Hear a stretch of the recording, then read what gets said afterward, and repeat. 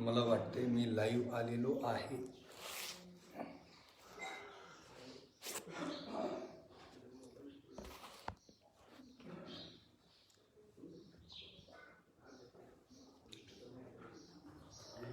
ओम श्री सद्गुरु शंकराय नमः. यो अन्तः प्रविश्य मम वाचमिमां प्रसुप्तां सञ्जीवयत्यखिलशक्तिधरस्वधाम्ना अन्यांश्चास्तचरणश्रवणत्वगादीन् प्राणान् नमो भगवते पुरुषाय तुभ्यं. सदाशिवसमारम्भां शङ्कराचार्यमध्यमाम् अस्मदाचार्यपर्यन्तां वन्दे गुरुपरम्परां. श्रीगुरुभ्यो नमः.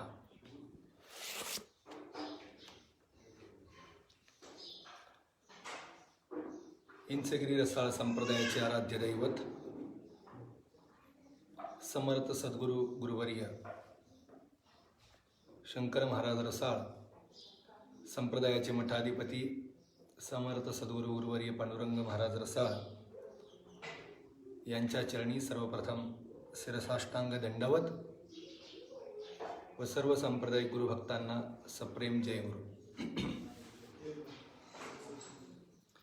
गेली अनेक दिवस संप्रदायातील गुरुभक्त मंडळी आपल्या संप्रदायाची त्रिकाल संध्या म्हणून ज्या नित्यपाठाचा आपण उल्लेख करतो, प्रतिदिन पारायण करतो, त्या नित्यपाठाचं विवेचन मी करावं अशी अनेक जणांनी माझ्याजवळ विनंती केली होती. काही कारणास्तव खूप दिवसांपासून या सर्व सांप्रदायिक गुरुभक्तांच्या इच्छेनुसार ते काम कुठेतरी मी करू शकलो नाही. पण सध्याच्या या परिस्थितीमध्ये एक वेळेचा सदुपयोग आणि सर्व सांप्रदायिक गुरुभक्तांची इच्छा या दोन्ही गोष्टी साधण्याच्या उद्देशाने आजपासून मी आपल्या 12 अभंगावर यथाशक्ती यथामती विवेचन करण्याचा प्रयत्न करणार आहे.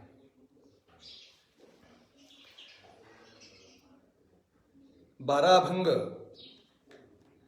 त्याचं वैशिष्ट्य, त्याचं महत्त्व हे संप्रदायातील प्रत्येक गुरुभक्ताला माहिती आहे. समर्थ गुरुदेव दादांनी, समर्थ गुरुदेव अण्णांनी जो कोणी साधक या संप्रदायामध्ये प्रवेश करतो त्या साधकाला एक प्रकारचं प्रतिदिन करावयाचं नित्यकर्म म्हणून नित्यपाठ दिला जातो. स्वतः गुरुदेव दादांनी या नित्यपाठाच्या पारायणाचा अनुभव घेतला आणि अनुभव घेतल्यानंतर याची श्रेष्ठता, महनीयता जाणली आणि मगच ते संप्रदायासाठी वितरित केलं. तर अशा या थोर गुरु परंपरेच्या दिव्य अनुभूतीतून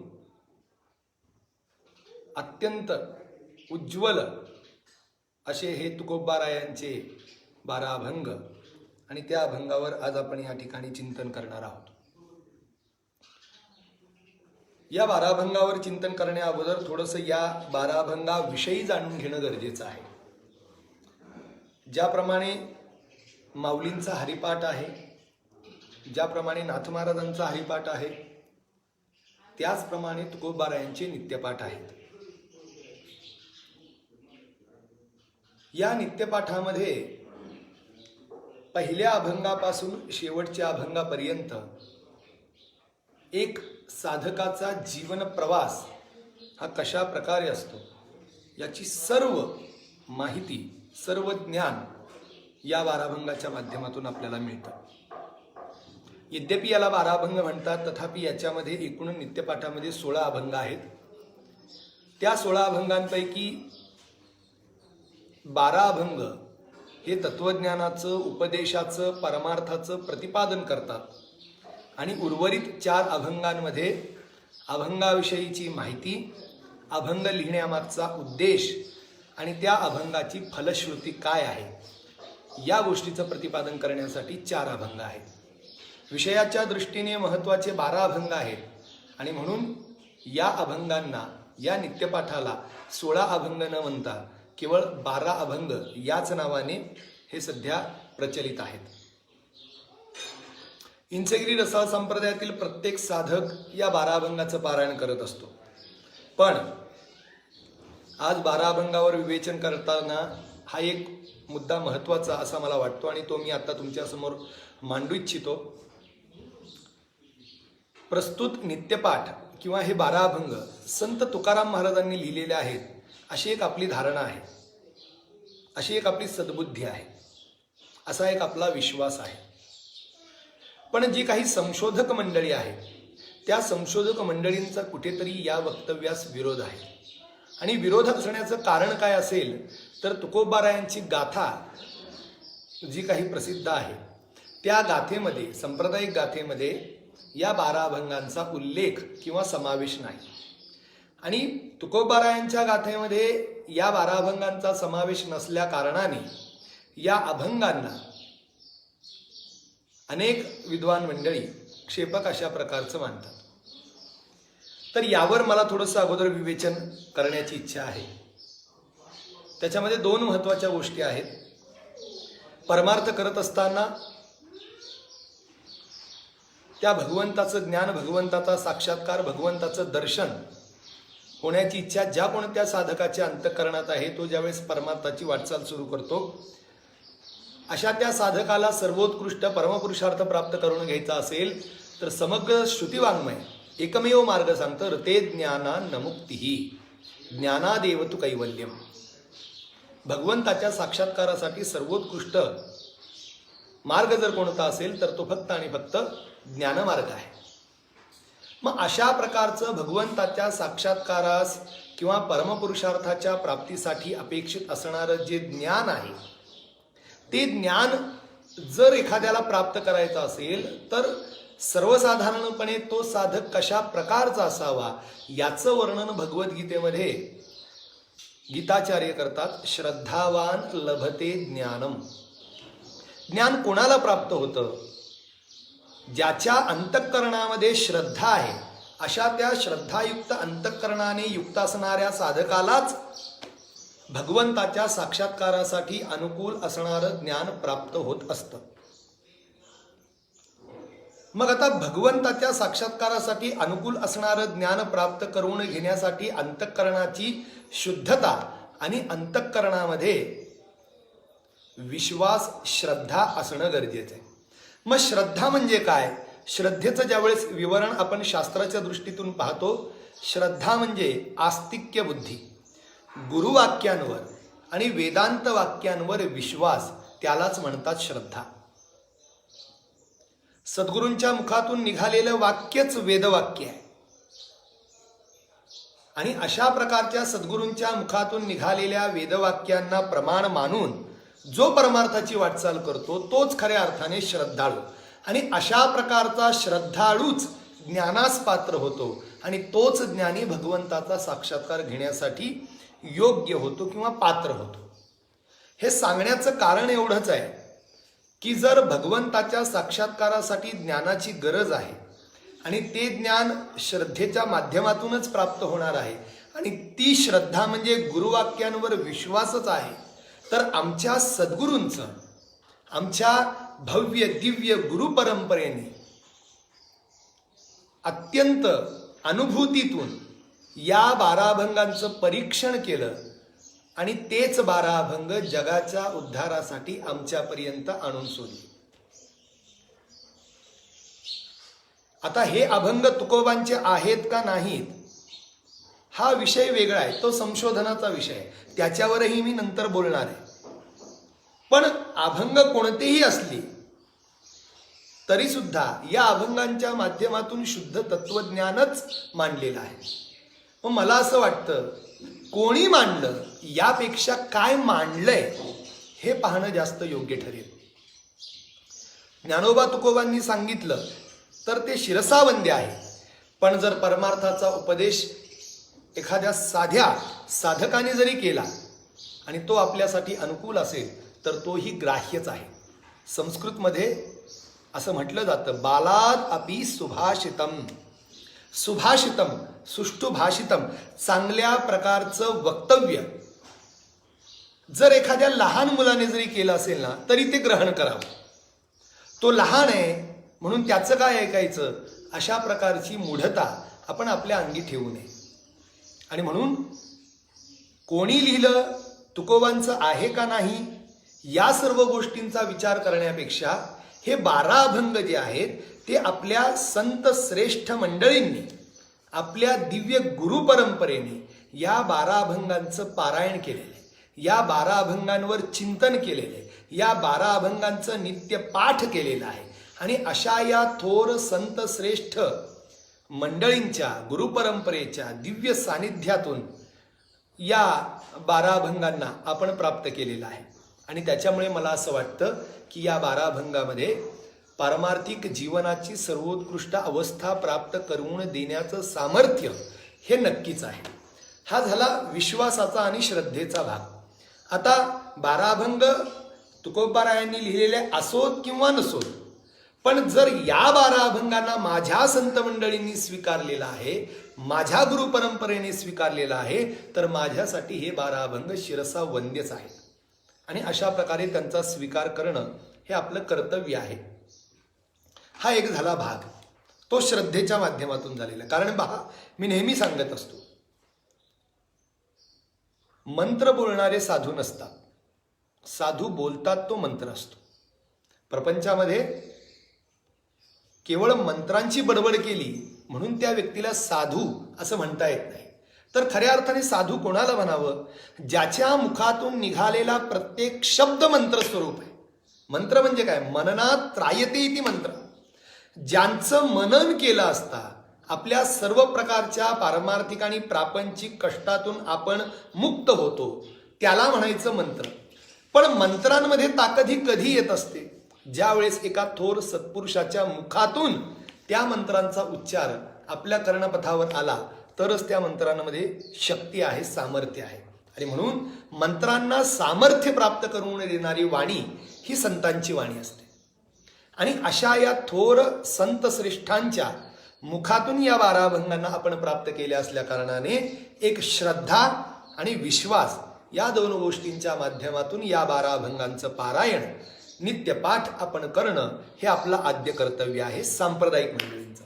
आता दुसरा, संशोधनाच्या दृष्टीने जर आपण विचार करायचा ठरवलं तर मला असं वाटतं, या इंचगिरी संप्रदायाची अशा प्रकारची नित्यपाठाची रचना ज्या काळामध्ये होत होती, आपले संप्रदायाचे मूळ पुरुष समर्थ सद्गुरू भाऊसाहेब महाराज रसाळ, भाऊसाहेब महाराज आणि त्यांचे काही शिष्य मंडळी, त्यांच्या माध्यमातून या संप्रदायाची ही एक त्रिकाल संध्या म्हणून आपण ज्याचा उल्लेख केला जातो, ही त्रिकाल संध्या निर्माण झाली. भाऊसाहेब महाराजांनी एकदा विषय मांडला की आपल्या संप्रदायाचं एक प्रकारचं भजन असावं, एक अभंग असावे, एक त्रिकाल संध्या साधकासाठी असावी. मग ती कशी तयार करावी याचा तुम्ही विचार करा. आणि मग विचार करण्यासाठी श्रेष्ठ मंडळी बसलेली आहेत. आता त्यांची श्रेष्ठता जर सांगायला सुरुवात केली तर मला असं वाटतं की त्याच्यावरच आपलं वर्ष जाऊ शकतं.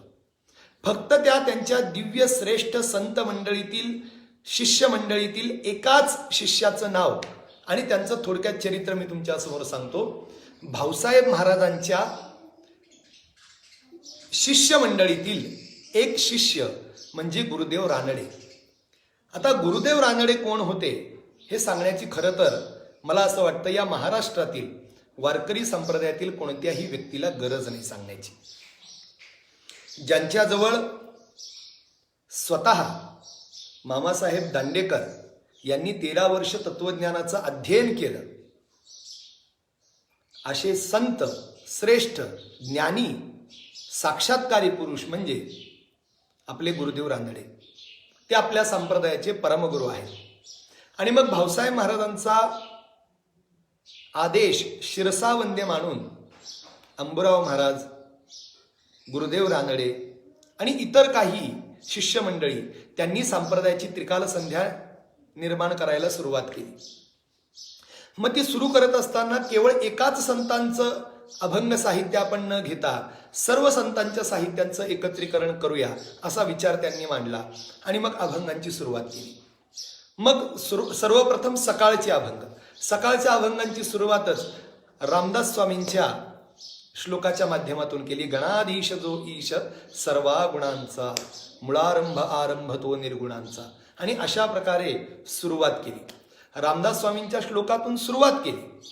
त्याच्यानंतर नाथ महाराजांचे, नामदेव महाराजांचे, तुकोबारायांचे, माऊलींचे, अशा सर्व संत मंडळींचे अभंग एकत्रित केले आणि त्या अभंगांच्या माध्यमातून एक सुंदर असं सकाळचा नित्यपाठ त्यांनी तयार केला.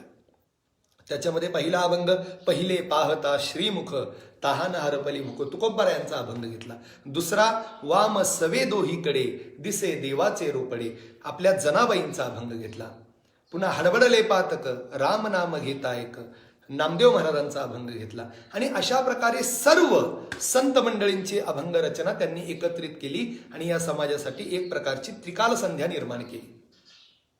आता अशा प्रकारचं त्रिकाल संध्येचं निर्माण करत असताना रात्रीचे प्रत्येक साधकांनी म्हणावयाचे अभंग कोणते असावे यावर ज्यावेळेस चर्चा चालली होती, त्यावेळेस गुरुदेव रानड्यांनी या तुकोबारायांच्या 12 अभंगांचा उल्लेख त्या ठिकाणी केला आणि सर्व मंडळींना सांगितलं की तुकोबारायांचे हे 12 अभंग म्हणजे खऱ्या अर्थाने अत्यंत संक्षिप्त शब्दांमध्ये परमार्थाचा संपूर्ण प्रवास या ठिकाणी मांडण्यात आलेला आहे. आणि या अभंगांना जर आपण आपल्या संप्रदायामध्ये नित्यपाठ म्हणून स्वीकारलं तर खूप उत्तम होईल. अशा प्रकारची शिष्यांची चर्चा एका ठिकाणी बसून चालली होती आणि मग संध्याकाळी शिष्यमंडळी अशा प्रकारची चर्चा एका घरात बसून करत होते. आणि दुसऱ्या दिवशी ज्यावेळेस ही शिष्यमंडळी भाऊसाहेब महाराजांना भेटायला आली, त्यावेळेस भाऊसाहेब महाराजांनी सर्वांकडे पाहून फक्त एक वाक्य उच्चारलं की तुम्ही रात्री जो विचार केलाय तो अगदी योग्य आहे. मलाही असं वाटतं की तुकोबारायांचे 12 अभंगच आपल्या संप्रदायाचे नित्यपाठ असावेत. म्हणजे संतांचं चरित्र या ठिकाणी मला तुम्हाला सांगायचंय. अशा प्रकारच्या दिव्य अनुभूतीतून हे 12 अभंग या संप्रदायाला लाभलेले आहेत. आणि त्याही पुढे जाऊन सांगायचं म्हटलं तर क्षेपक अभंग म्हणून यांचा काही जण उल्लेख करतात. असेलही कदाचित, ठीक आहे. गाथ्यामध्ये अभंग नाहीत याचा अर्थ ती तुकोबांची रचना नाही असं मी मानत नाही. कारण तुकोबांची रचना ही अफाट आहे, अगाध आहे. आणि या 12 अभंगांचं ज्यावेळेस आपण वर्णन करू त्यावेळेस या 12 अभंगांची रचना करत असताना या 12 अभंगामध्ये एक अभंग असा येतो की ज्या अभंगांमध्ये या अभंगांचं वर्णन केलेलं आहे स्वर्ग लोकाहुनी आले अभंग. तुकोबारायांनी गाथेची निर्मिती, गाथेचे अभंग जे काही आहेत ते हयात असताना या इहलोकामध्ये लिहिलेले आहेत. पण या 12 अभंगांची रचना मात्र तुकाराम महाराजांनी इहलोकातून परलोकाला गेल्यानंतर समाजाच्या कल्याणासाठी काहीतरी संक्षिप्त स्वरूपात एखादा हिस्सा सांगावा, मुख्य असा गाभा सांगावा, या उद्देशाने तुकाराम महाराजांनी या 12 अभंगांची रचना केलेली आहे. आणि मग संशोधनात्मक दृष्टीने पाहायचं म्हटलं तर गुरुदेव रानडे हे शाब्दे परेच निष्णात असं व्यक्तिमत्व आहे. शाब्दे परेच निष्णात म्हणजे काय? शब्दज्ञानामध्येही सर्वोत्कृष्ट आहेत, म्हणजे ज्ञानी आहेत, विद्वान आहेत. वेद वेदांग शास्त्र अध्ययन त्यांनी केलेलं आहे. समाजाला वेद वेदांतादी शास्त्रांचं अध्ययन स्वतः करून अध्यापन करणे ही सुद्धा कला त्यांच्याकडे फार मोठ्या प्रमाणात अवगत होती. स्वामी विवेकानंदांनंतर विदेशातून भारतीय तत्वज्ञानाचं प्रतिपादन करण्यासाठी जर कोणत्या व्यक्तीला, या भारतातील व्यक्तीला आव्हान केलं असेल विदेशी लोकांनी, तर ते गुरुदेव रानड्यांना केलेलं आहे. गुरुदेव रानड्यांना धर्मसभेमध्ये स्वतः बोलवणं आलं होतं, पण केवळ आणि केवळ गुरुवियोग नसावा म्हणून त्यांनी तो आलेला जो काही निरोप होता तो तसाच परत केला आणि मी येऊ शकत नाही असं सांगितलं. म्हणजे गुरुदेव रानड्यांची विद्वत्ता ही केवळ आणि केवळ भारतापुरतीच मर्यादित नव्हती, तर भारताबाहेरही तेवढीच विद्वत्ता होती. भारतातील सर्वोत्कृष्ट समजली जाणारी भंडारकर संस्था, त्या संस्थेच्या निर्मितीमध्येही गुरुदेव रानड्यांचा फार मोठा हात आहे. त्यांनी तिथेही कार्य केलेलं आहे. अलाहाबाद युनिव्हर्सिटीचे व्हाईस चान्सलर, कुलगुरुपद त्यांनी भूषवलेलं आहे. अनेक कॉलेजेसमध्ये त्यांनी शिकवलेलं आहे. त्यांनी शेकडो ग्रंथांची रचना केलेली आहे. त्यांच्या मार्गदर्शनाखाली अनेकांनी ग्रंथ रचना केलेली आहे. म्हणजे एवढं अफाट व्यक्तिमत्व आहे, ज्ञानाचा सागर आहे. आणि मग अशा प्रकारचं ज्ञानाचा सागर असणारे गुरुदेव रानडे हे शाब्द निष्णात आहे. शब्दज्ञान त्यांच्याकडं प्रचंड आहे. पण केवळ शब्द निष्णातच आहेत असं नाही आहे. का? कारण शास्त्रामध्ये असं म्हटलं जातं, शब्दब्रह्मणी निष्णातः न निष्णायात परे यदी. जर केवळ एखादा व्यक्ती शब्दब्रह्मामध्येच निष्णात आहे आणि परमब्रह्मामध्ये निष्णात नसेल तर त्याचा जो काही श्रम आहे तो निष्फळ आहे. केवळ आणि केवळ पोपटपंची वेदांत विद्या मांडणं म्हणजे गुरुदेव रानड्यांचं चरित्र त्या प्रकारचं नव्हतं. ते स्वतः साक्षात्कारी संत होते आणि त्यांच्या साक्षात्काराची अनुभूती ही त्या काळातील थोर मोठ्या विचारवंतांनी सुद्धा घेतलेली आहे. लोकमान्य टिळकांनी त्यांच्याबद्दल वक्तव्य करावं, आपले सर्वपल्ली राधाकृष्णन यांनी त्यांच्याबद्दल वक्तव्य करावं, महात्मा गांधींनी त्यांच्याबद्दल वक्तव्य करावं, ॲनी बेझंटनी त्यांच्याबद्दल वक्तव्य करावं. मग अशा थोर विद्वानांनी गुरुदेव रानडेंचं व्यक्तिमत्व हे न्याहाळलं होतं आणि त्यांना माहिती होतं की रानडे हे केवळ आणि केवळ पुस्तकी विद्येने परिपूर्ण नाही आहेत, तर पुस्तकी विद्येसह अनुभूतीचं ज्ञान हे सुद्धा त्यांना तेवढ्याच मोठ्या प्रचंड प्रमाणात उपलब्ध आहे. मग जे साक्षात्कारी संत आहेत आणि वेदांतादी समग्र शास्त्राचं अध्ययन ज्यांनी केलेलं आहे, संशोधनात्मक दृष्टी ज्यांची स्थिर आहे, ज्यांची संशोधनाची दृष्टी म्हणजे त्यांच्या संशोधनात्मक दृष्टीबद्दल सांगायचं म्हटलं तर आज भारतामध्ये ज्या एका थोर विचारवंतांना भारतरत्न पुरस्कार मिळालेला आहे पुस्तक लिहिण्याबद्दल, ते आहेत आपले पांडुरंग वामन काणे, PV काणे यांना भारतरत्न पुरस्कार मिळालेला आहे. त्यांनी धर्मशास्त्राचा इतिहास हा ग्रंथ लिहिलेला आहे. अनेक प्रकारच्या ग्रंथांची त्यांनी रचना केलेली आहे. पण PV काणे यांनी त्यांच्या माध्यमातून लिहिलेला एक ग्रंथ, तो ग्रंथ समर्पित करताना त्यांनी असं लिहिलेलं आहे की हा ग्रंथ मी माझ्या गुरूंना म्हणजे गुरुदेव रानड्यांना समर्पित करत आहे. म्हणजे रानडेंचं गुरुत्व हे साक्षात भारतरत्न PV काणेंनी सुद्धा स्वीकारलेले आहे. मग अशा प्रकारचं थोर व्यक्तिमत्व गुरुदेव रानडे या संप्रदायाला लाभलेले आहेत आणि त्यांच्या माध्यमातून हे 12 अभंग या संप्रदायातील साधकासाठी नित्यपाठ म्हणून आपण स्वीकारलेले आहे. आणि म्हणूनच या गोष्टींमुळे संप्रदायातील मंडळी अत्यंत श्रद्धेने गुरुवाक्यांवर विश्वास ठेवून या नित्यपाठाचा प्रतिदिन पारायण करत असतात. हे सांगण्याचं तात्पर्य काय? अनेक मंडळी असं म्हणतात की महाराज नित्यपाठ हे गाथेमध्ये नाही आहेत, हे क्षेपक आहेत, हे तुकाराम महाराजांचे आहेत का याच्याबद्दल संशय आहे. तर मला असं वाटतं संशय करण्याची गरज नाही आहे. असोत तुकोबारायांचे नसोतही, पण या अभंगांच्या माध्यमातून सांगितलेलं तत्वज्ञान ते मात्र श्रेष्ठच आहे. केवळ तुकोबांनी लिहिलं म्हणून तत्वज्ञानाला श्रेष्ठता येत नाही. मला असं वाटतं तुकोबारायांनी तत्वज्ञान मांडलं म्हणून ते जगद्गुरू झालेले आहेत. आणि म्हणून ज्ञानाने व्यक्तीला सामर्थ्य आणि प्रतिष्ठा प्राप्त होत असते. आणि अशा प्रकारचं तत्वज्ञान, भव्य दिव्य तत्वज्ञान, जगाच्या कल्याणाचं तत्वज्ञान या 12 अभंगांच्या माध्यमातून मांडलेलं आहे. अत्यंत अल्पाक्षरांमध्ये हे तत्वज्ञान मांडल्या कारणाने मला असं वाटतं हे अत्यंत शिरसावंद्य आहेत. प्रत्येकाने कोणत्याही प्रकारची कुदृष्टी किंवा संशय न ठेवता या 12 अभंगांचं विश्लेषण किंवा विवरण, नित्य पारायण हे करावं. हे नक्कीच जीवनाला एक योग्य दिशा दिल्याशिवाय राहणार नाहीत. तर हा झाला एकूण 12 अभंगांबद्दलचा विषय. आता या 12 अभंगातील पहिल्या अभंगांचं चिंतन आपण थोडक्यात करूया. पहा, 12 अभंगामध्ये मी सांगितलं तत्वज्ञानाचा किंवा पारमार्थिक उपदेशाचे एकूण 12 अभंग आहेत आणि बाकीचे 4 अभंग जे आहेत त्या 4 अभंगांमधून या 12 अभंगांची महानता, श्रेष्ठता आणि तसंच फलश्रुती या सर्व गोष्टीचं चिंतन केलेलं आहे. तर आपण आता 12 अभंगामधला पहिला अभंग पाहू. मी सांगितलंय तुम्हाला हा जीवनाचा प्रवास आहे. पहा, 12 अभंगाची सुरुवात जी आहे ती जन्माचे ते मूळ म्हणजे जन्मापासून आहे, जन्माचं मूळ शोधण्यापासून आहे. आणि या 12 अभंगाचा शेवट कुठे आहे? संसार उडाला संदेह फिटला पूर्ण तोची झाला तुका म्हणे. ज्याचा जन्म होतो तो पूर्णत्व विसरलेला आहे. अपूर्णतेची खंत ठेवून तो जीवन जगत आहे. आणि ज्याच्या अंतःकरणात अपूर्णतेची खंत असते ना, तो व्यक्ती कधीही स्वस्थ बसू शकत नाही. तो व्यक्ती कधीही जीवनात आनंदी होऊ शकत नाही.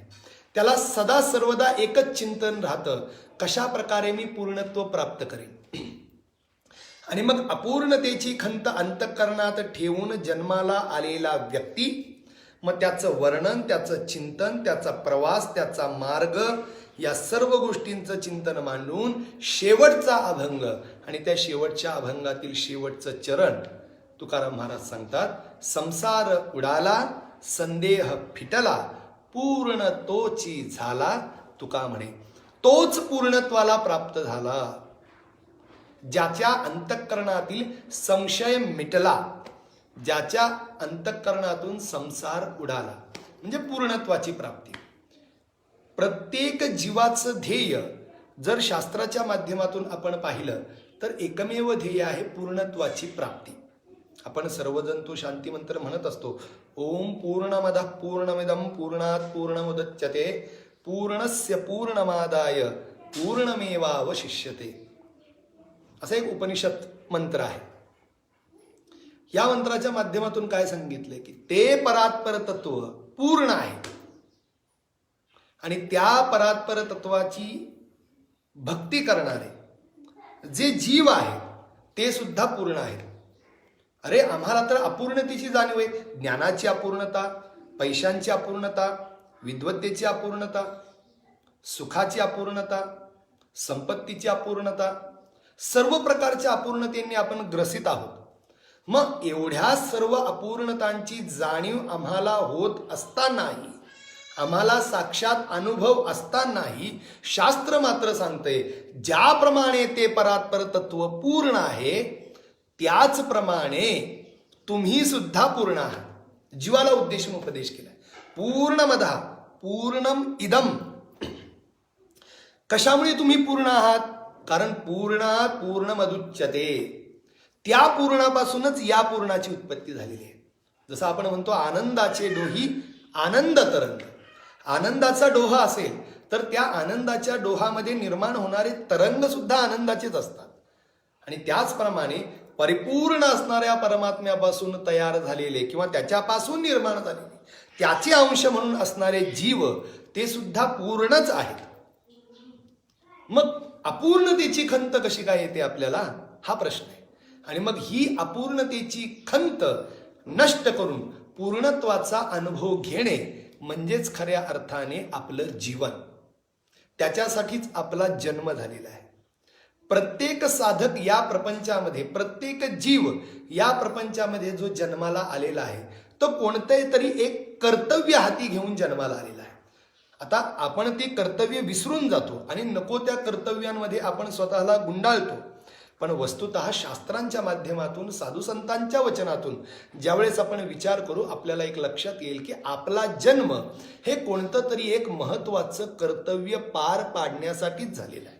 आणि ते कर्तव्य कोणतं असेल तर अपूर्णतेची खंत मिटवून पूर्णत्वाची प्राप्ती करायची आहे.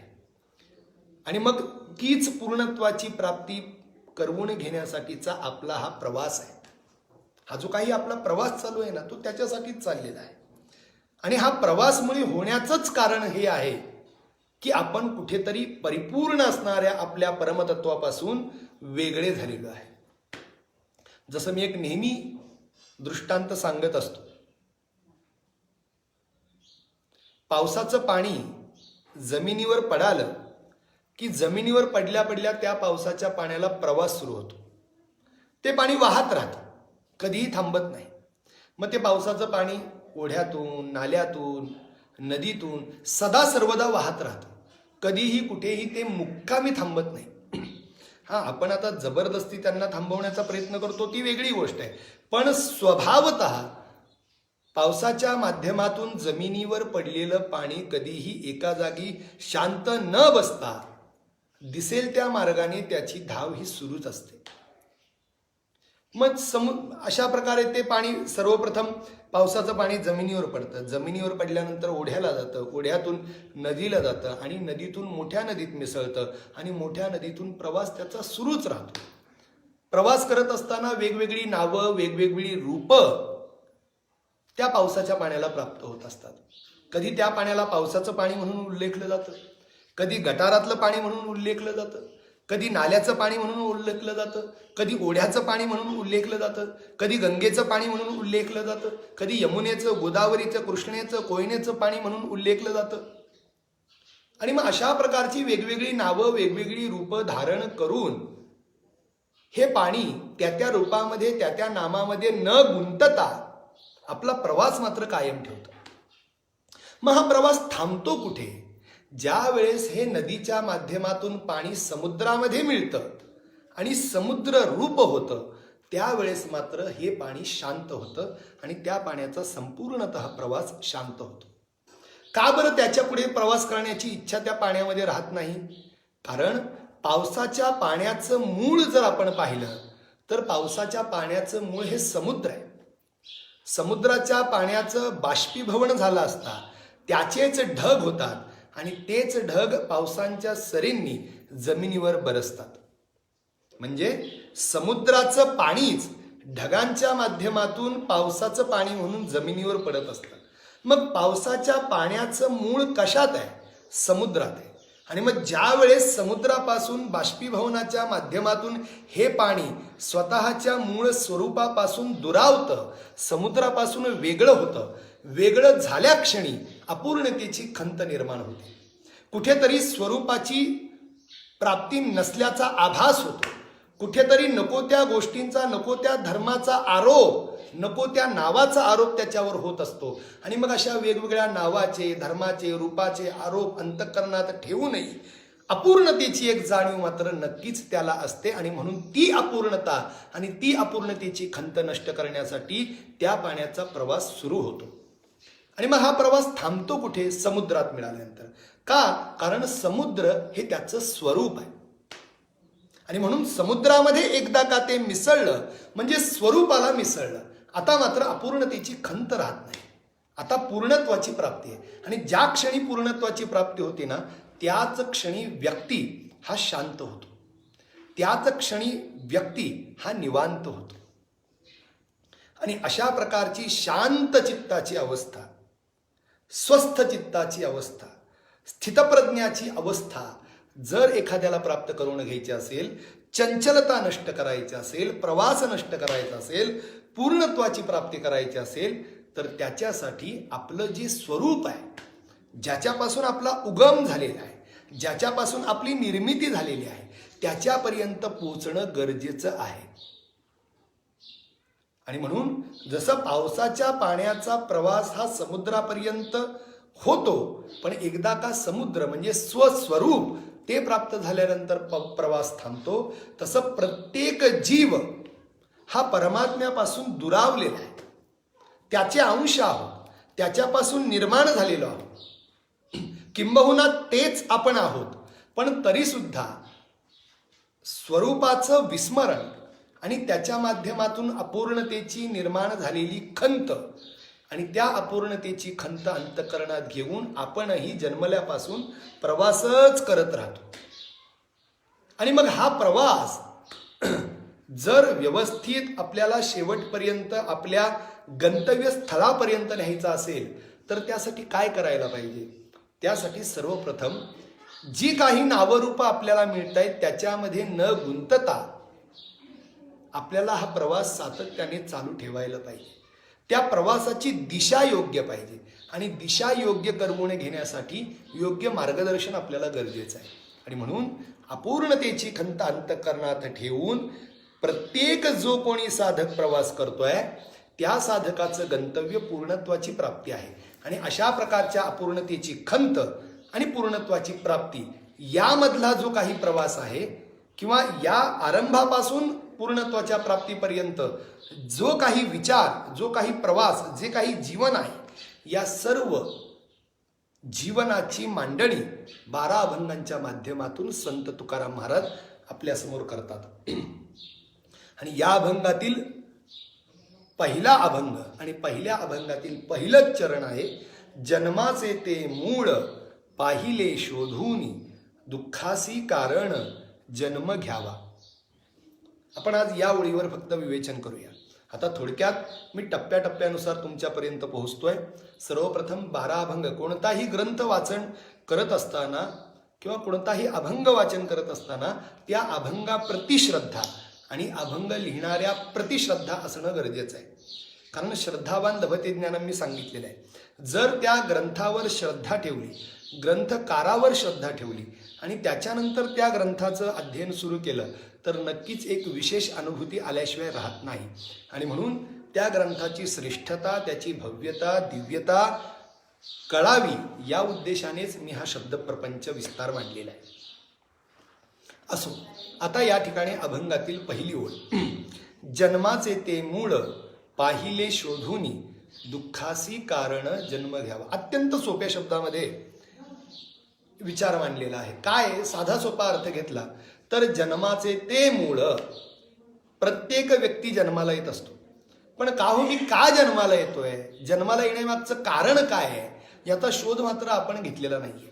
साधू संतांनी मात्र, विचारवंतांनी मात्र आपण का जन्माला येतोय, कस्त्वं कोहम कुतो आयातः कामे जननी कोमे तातः इति परिभावय सर्वमसारम विश्वम त्यक्त्वा स्वप्न विचारम. शंकराचार्य सुद्धा विचार करतात, मी कोण आहे, मी कुठून आलो, माझं येण्यामागचं कारण काय, माझं कर्तव्य काय, या सर्व गोष्टींचा विचार आपण करणं गरजेचं आहे. या गोष्टींचा विचार जर आपण केला नाही तर परमार्थाची आपण पायरीच चढली नाही असा अर्थ होत असतो. आणि म्हणून जीवनामध्ये आपण जन्माला का आलोय याचं विवेचन करणं गरजेचं आहे. आणि त्याचं उत्तर या साधू संतांनी शोधलेलं आहे. आणि ते सांगतात, जन्माचे ते मूळ पाहिले. आम्ही पाहिलंय जन्माचं मूळ. मूळ म्हणजे काय, इथं कारण असा अर्थ आहे. जन्माचं कारण काय आहे ते आम्ही पाहिलेलं आहे. आणि कसं पाहिलेलं आहे, आम्हाला सहजासहजी नाही दिसलेलं ते. जन्माचे ते मूळ, पहा शब्द कोणता वापर, जन्माचे ते मूळ. ते शब्द हे काय दर्शवतं, खूप दूरवर असणारी, नजरेआड असणारी किंवा आपण तिथपर्यंत पोहोचू शकत नाही अशी जी वस्तू आहे ती ते या सर्वनामात्मक शब्दाने दाखवली जाते. मग जन्माचे जे मूळ, जन्माचे जे कारण आहे ना, ते कारण असं म्हणून आपण त्याच्याबद्दल अनभिज्ञ आहोत याची जाणीव आपल्याला होणं गरजेचं आहे. जन्माचे ते मूळ पाहिले, आम्ही मात्र पाहिलं. तुकोबाराय सांगतात, जन्माचे मूळ, जन्माचे कारण अत्यंत सूक्ष्म आहे आणि ते कारण आम्ही मात्र पाहिलं. कसं पाहिलं, सहजासहजी पाहिलं नाही हो, सहजासहजी नाही पाहिलं. जन्माचे ते मूळ पाहिले, कसं, शोधून पाहिलं, संशोधन केलंय, आम्ही विचार केलेला आहे, चिंतन केलेलं आहे. आणि विचारांच्या, चिंतनाच्या वारंवार मंथनातून आम्हाला हे तत्व कळालेलं आहे. परमार्थाचं तत्व हे अत्यंत सूक्ष्म असतं.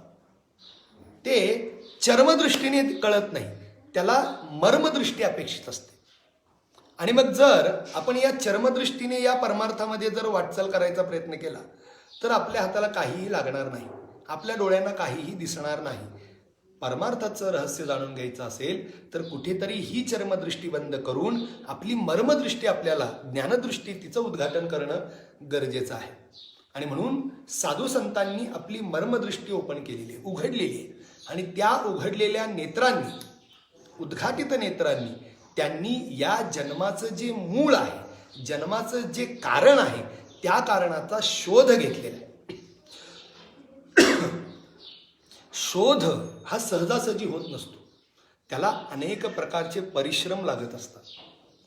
मोठी वस्तू असेल सहज सापडते, पण जर अत्यंत सूक्ष्म तत्व असेल तर सूक्ष्म तत्वाचा शोध मात्र अत्यंत सूक्ष्म ईक्षगया करावा लागतो. ते सहजासहजी प्राप्त होत नाही. त्यासाठी तुमची नजर सूक्ष्म पाहिजे, तुमचं चिंतन तेवढं सूक्ष्म पाहिजे. आणि साधू संतांनी तशा प्रकारचं सूक्ष्म चिंतन केलेलं आहे आणि त्या सूक्ष्म चिंतनाच्या माध्यमातून त्यांनी हे शोधलेलं आहे. जन्माचे ते मूळ पाहिले शोधून. हां, आणि मग त्याच्या पुढे जाऊन सांगतात आम्ही मूळ शोधलेलं आहे, आम्ही ते पाहिलेलं आहे, आणि त्याच्यावरून आम्ही एक मात्र निश्चितपणे सांगतो. काय सांगतो? दुःखासी कारण जन्म घ्यावा. आपण जो जन्म घेतोय ना त्याचं कारणच मुळी दुःख आहे. सुखासाठी कोणीही जन्म घेत नाहीये, सुख भोगण्यासाठी कोणी जन्म घेत नाहीये. किंबहुना जन्मच दुःखाने प्रेरित आहे. या दुःखाचं किती सांगावं, या संसार दुःखाचं वर्णन किती करावं. आचार्यांनी केलेलं आहे, शास्त्रांनी केलेलं आहे, साधुसंतांनी केलेलं आहे, प्रत्येकाने केलेलं आहे. जन्म दुःख, जरा दुःख, जाया दुःख, पुनः पुनः संसार सागरम दुःखम तस्मात जागृत जागृत. शास्त्र सांगतं संसार सागरम दुःखम. हा संसारच दुःखाचा सागर आहे. सागर हा शब्द वापरलेला आहे. का बरं सागर हा शब्द वापरलेला आहे?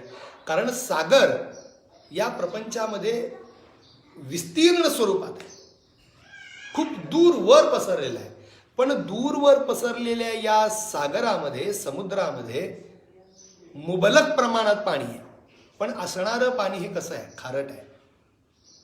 रसातळाला जाऊन चव घेतली तरी खारट आहे, मध्ये चव घेतली तरी खारट आहे, आणि वर चव घेतली तरी खारीट आहे.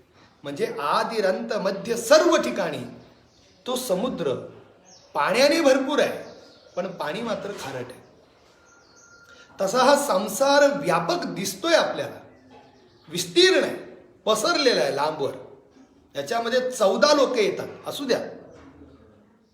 पण या संसाराचं जर रसातळाला जाऊन किंवा मध्ये जाऊन किंवा वरवर जरी आपण विचार केला तरी हा संसार सागर दुःखाचाच आहे. जसा समुद्र हा सर्व ठिकाणी सर्वांशाने खारट आहे, तसा संसार हा सर्वांशाने सर्व ठिकाणी केवळ आणि केवळ दुःख स्वरूपच आहे. आणि अशा या दुःख स्वरूप संसारामध्ये सुखाची प्राप्ती आणि त्या प्राप्तीची इच्छा अंतःकरणात ठेवून आपल्या माध्यमातून होणारे प्रयत्न हे अक्षरशः निष्फळ आहेत. कितीही प्रयत्न केले सुखाच्या प्राप्तीसाठी तरी आपल्या पदरी शेवटी निराशा पडल्याशिवाय राहत नाही. अनेकांचा विचार आहे, अनेकांचं चिंतन आहे, अनुभवातून आलेलं चिंतन आहे की या संसारामध्ये सुखी होण्याचा प्रयत्न कितीही केला तरी आपण दुःखीच राहतो. जगी सर्व सुखी असा कोण आहे? रामदास स्वामी म्हणतात जगी सर्व सुखी असा कोण आहे? कोण आहे म्हणजे कोणीच नाही. या प्रपंचामध्ये सुखी असा कोणी नाही. जे काही सुख आपण अनुभवतो त्या सुखाचं वर्णन करत असताना मला असं वाटतं ते गोमुख व्याघ्र सुख. गोमुख व्याघ्र सुख म्हणजे काय? दिसायला सुख, पण नंतर मात्र त्याची परिणिती ही संपूर्णतः दुःखातच होणार आहे. म्हणजे सुरुवातीला अमृताप्रमाणे आणि नंतर विषाप्रमाणे अनुभूती देणारं सुख. आणि म्हणून तुकाराम महाराजांना सांगावं लागतं सुख पाहता जवा पडे दुःख पर्वत आईवडे. याचं कारण काय? तर सांसारिक सुख हे गोमुख व्याघ्रात्मक सुख आहे. जवा पडे सुरुवातीला अगदी क्षणभर सुख देणार आहे, पण त्याच्यानंतर मात्र केवळ आणि केवळ दुःखच देणार आहे. आणि असा हा संसार हा सागर आहे. कशाचा सागर आहे? दुःखाचा सागर आहे. आणि मग असा हा दुःखाचा सागर असणारा संसार, आणि या संसारामध्ये आपण येतो. कशाच्या माध्यमातून येतो? जन्माच्या माध्यमातून येतो. आणि मग जन्माच्या माध्यमातून या पृथ्वी तलावर या संसारामध्ये आलेला प्रत्येक जीव हा केवळ आणि केवळ दुःखच भोगतो. आणि म्हणून या ठिकाणी तुकाराम महाराजांनी सांगितलं जन्माचे ते मूळ पाहिले शोधून दुःखासी कारण जन्म घ्यावा. जन्म कशासाठी घ्यावा? फक्त दुःखासाठीच घ्यावा. दुःख सोडून सुखासाठी जन्म असं मात्र कधी म्हणता येत नाही. स्वतः भगवती सीता त्यांनी सुद्धा सांगितलेलं आहे की माझा जन्मच मुळी दुःख भोगण्यासाठी झालेला आहे. मामकेयम तनुर्सृष्टा असं वचन आहे की माझं शरीर, या शरीराची निर्मितीच मुळी दुःख भोगण्यासाठी झालेली आहे. मग माता सीतेने, जगदंबेने तिच्या मुखातून अशा प्रकारचे उद्गार पडावेत बाहेर की मामकेयम तनुर्सृष्टा, माझ्या या शरीराची निर्मिती किंवा माझं हे शरीर जे जन्माला आलेलं आहे ना, ते कशासाठी आलेलं आहे? केवलम दुःखाय, फक्त आणि फक्त दुःख भोगण्यासाठी. मग जर साक्षात जगज्जननी प्रभू रामचंद्रांची पत्नी, साक्षात लक्ष्मी स्वरूपिणी जगदंबा सीता जर असं म्हणत असेल की माझं शरीर हे केवळ दुःख भोगण्यासाठीच जन्माला आलेलं आहे, मग आपल्यासारख्या साध्या माणसाची तर काय विचार आहे?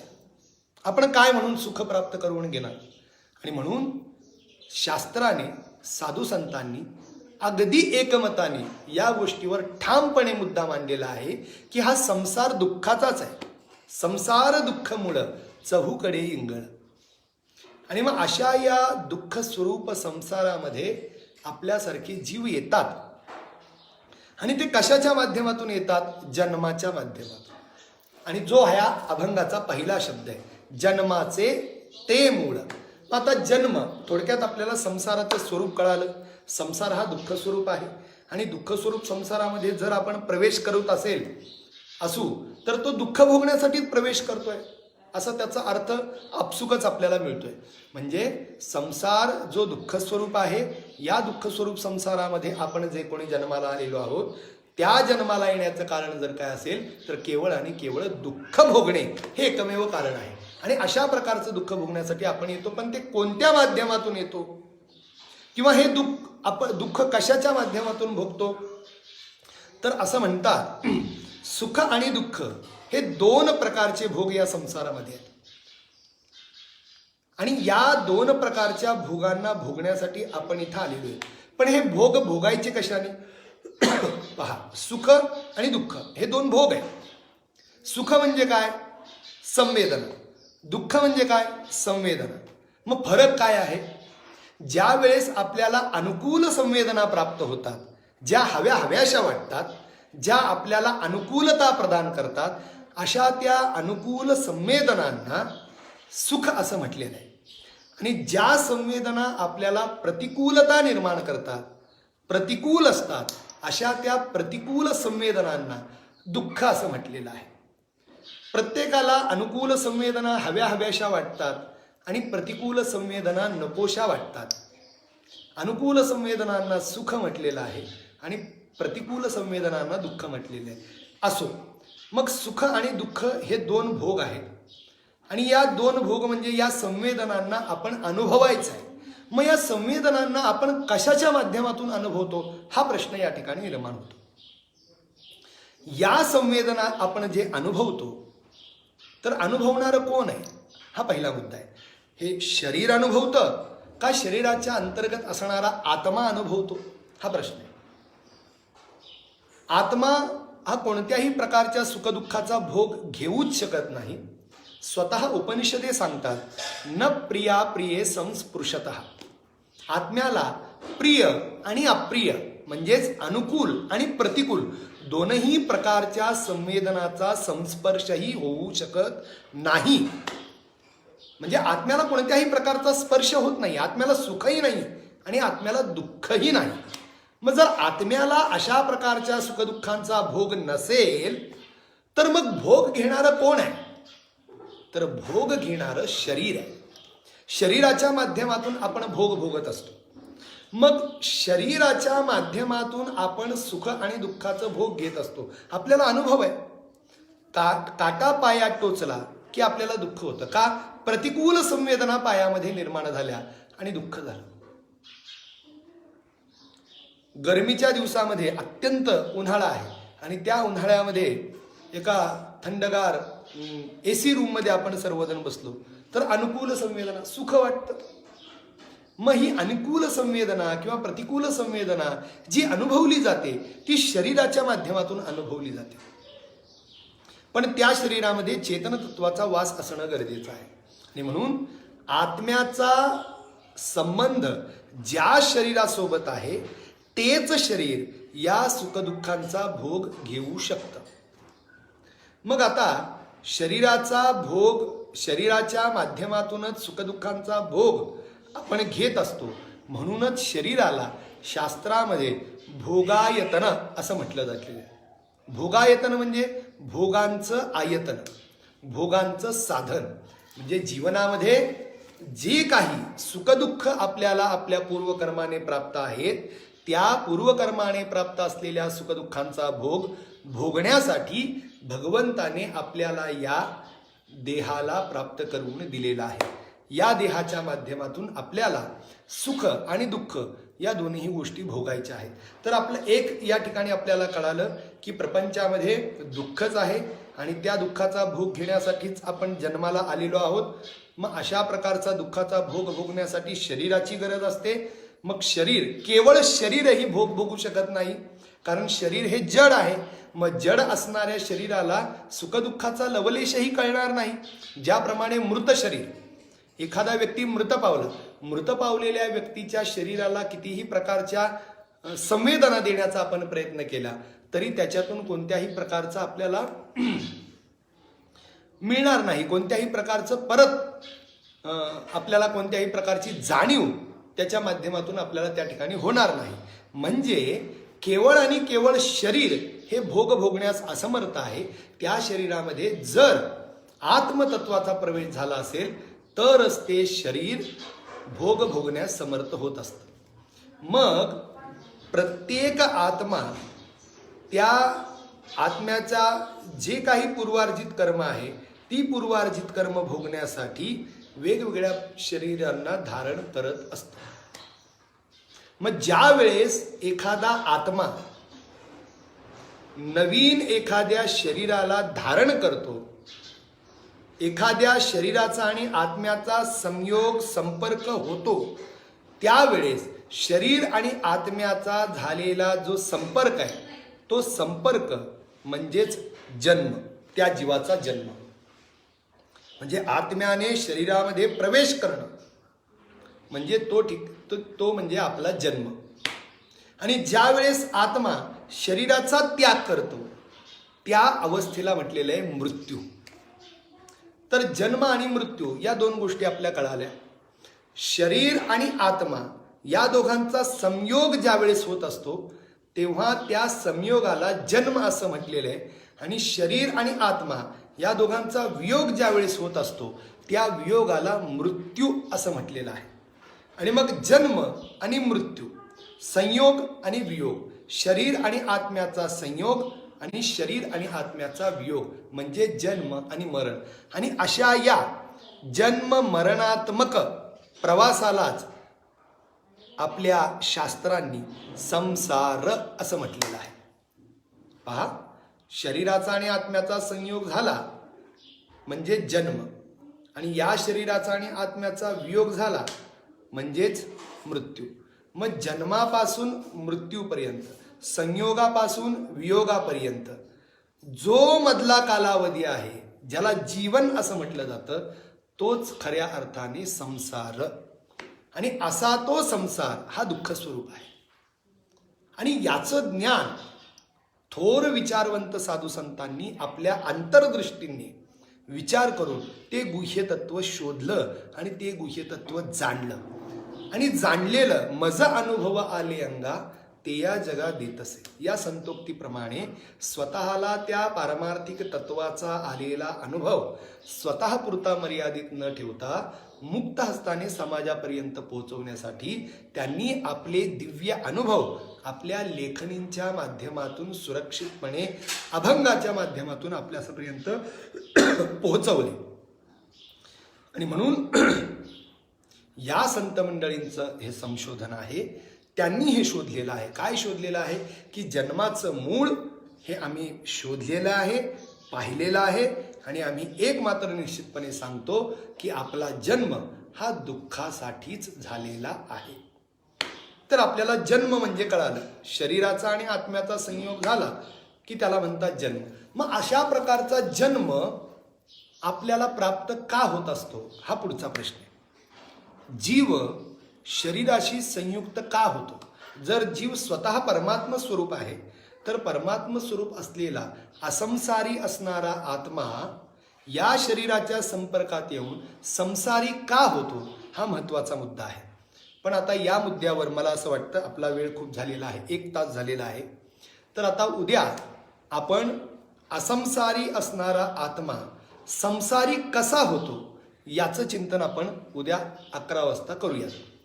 तर अशा प्रकारे एकंदरीत 12 अभंग, त्यांचं महत्त्व, संप्रदायामध्ये त्यांचा केला गेलेला स्वीकार आणि त्या संप्रदायाबद्दल 12 अभंगांबद्दल आपल्या गुरुपरंपरेचं असणारं मत आणि अशा प्रकारचं मत मांडून या 12 अभंगातील पहिला शब्द, त्या शब्दाचं विवेचन समर्थांच्या कृपेने आपल्यासमोर करण्याचा प्रयत्न केला.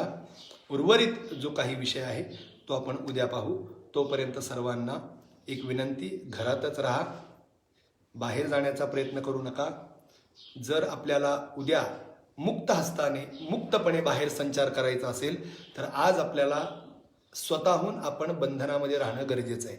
आज आपण बंधनात राहिलो तर उद्या मुक्तपणे फिरू शकतो आणि म्हणून उद्यापासून मुक्त फिरण्यासाठी आज आपल्याला स्वतःला बंधनामध्ये घालून घेणं गरजेचं आहे. सुरक्षित राहा, घरीच राहा, सर्व नियमांचं पालन करा. उद्या आपण पुन्हा